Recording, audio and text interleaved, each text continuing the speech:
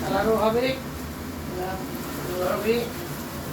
এই যে আদা দিয়ে হচ্ছে, আদাই হচ্ছে কচি পাঁঠার মশলা, আদাটা ভালো করে দিলে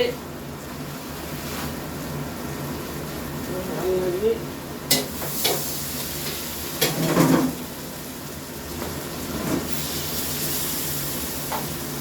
ভাজা মশলা দিতে একটু জল না দিলে পুরা পোড়া হয়ে যাবে। জল দিয়ে একটু করে নিতে হচ্ছে।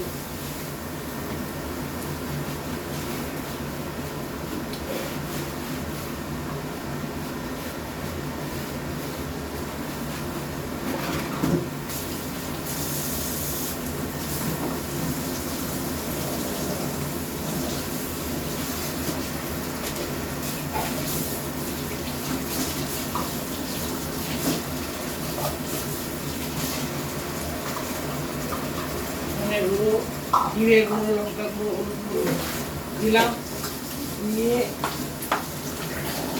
মশলাটা করছি।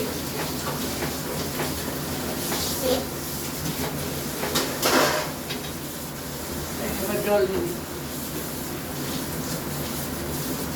এই জল দিবি। যত কষা হবে তবে জিনিসের টেস্ট হবে।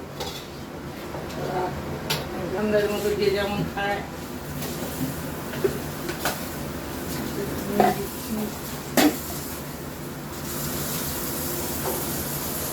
আগে নুন দেওয়া আছে কষাতে, মশলার মধ্যে দিলাম, দেখে নেবো।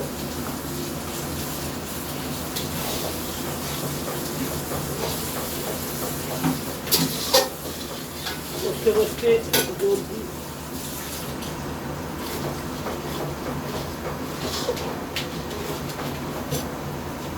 তেলটা ছেড়ে যাবে, তারপরে এসবটা তুলে কষে নিয়ে আলুটা তুলবো।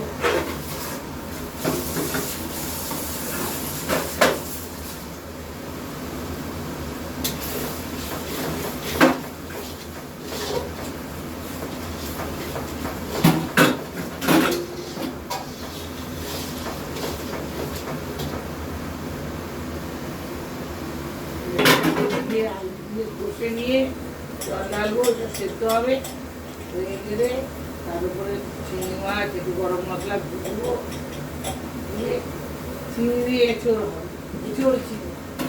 আলু মিষ্টি রান্না করে এঁচড় চিংড়ি।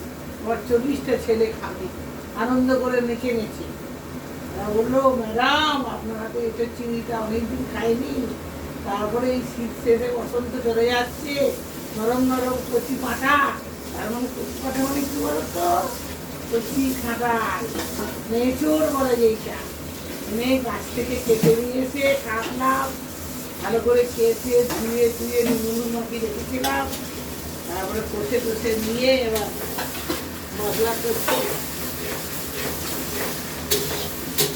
মশলা কষা হচ্ছে। ওই মশলা আবার কষা এঁচড় আর আলুটা দিয়ে আবার ভালো করে কষে নিয়ে জল ঢেলে দেবো। তবে লাল মিষ্টি রান্নাঘরে এঁচড় চিংড়ি, আজকে হচ্ছে এঁচড় চিংড়ি। এঁচড় চিংড়ি খাবে আমার ছেলেরা।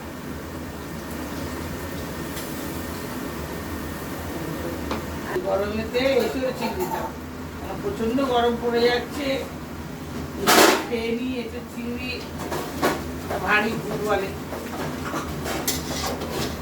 চিংড়ি মাছ ভাজা আছে, এই এঁচড় আলু হয়ে গেছে কষা।